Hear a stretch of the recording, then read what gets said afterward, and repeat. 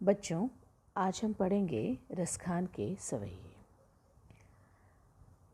रसखान जिनका मूल नाम था सैयद इब्राहिम और मुसलमान होने पर भी उनकी कृष्ण के प्रति गहरी आस्था थी। तो हम सबसे पहले सवैये का भाव जान लेते हैं, साथ ही साथ उनके अर्थ भी देख लेंगे। मानुष हो तो वही रसखान बसो ब्रज गोकुल गांव के ग्वारन। मानुष यानी मनुष्य, बसों यानी रहूं, ग्वारन यानी बाल ग्वाल।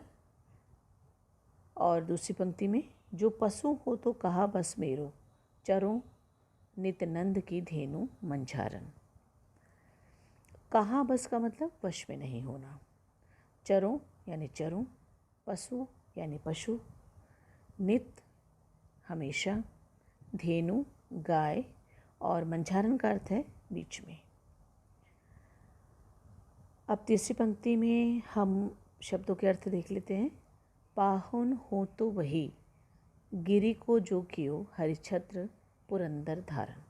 अब पाहुन का मतलब है पत्थर, और गिरि यानी पर्वत पहाड़, छत्र यानी छाया, पुरंदर इंद्र, धारण यानी धारण किया। चौथी पंक्ति में जो खग हो तो बसेरो करो, मिली कालंदी कोल कदम की डारन। अब खग यानी पक्षी, बसेरो यानी निवास करूं, कालिंदी यमुना नदी, कोल किनारा, और कदम एक वृक्ष का नाम, डारन यानी शाखाएं, डालियां। अब इस सवैये में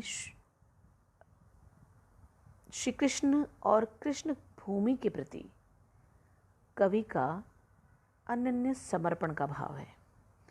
अब वो ये चाहते हैं कि अगर मुझे अगला जन्म किसी भी रूप में मिलता है, चाहे वो सजीव रूप हो, चाहे वो पक्षी रूप हो, चाहे वो मनुष्य रूप हो या निर्जीव रूप हो, तो मैं हर किसी रूप में ब्रजभूमि पर ही रहना चाहूँगा, क्योंकि वो श्री कृष्ण के प्रति उनका अनन्य समर्पण भाव है।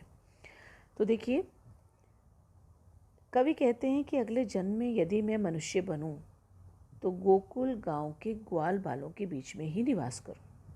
पहली पंक्ति का अर्थ हुआ। दूसरी पंक्ति में जो पशु हों, यानी यदि मैं पशु बनूं तो जिसमें मेरा कोई वश नहीं है, मतलब पशु बनते हैं तो उस पर कोई वश नहीं है, लेकिन फिर भी मैं नंद बाबा की गायों के बीच में चरूं।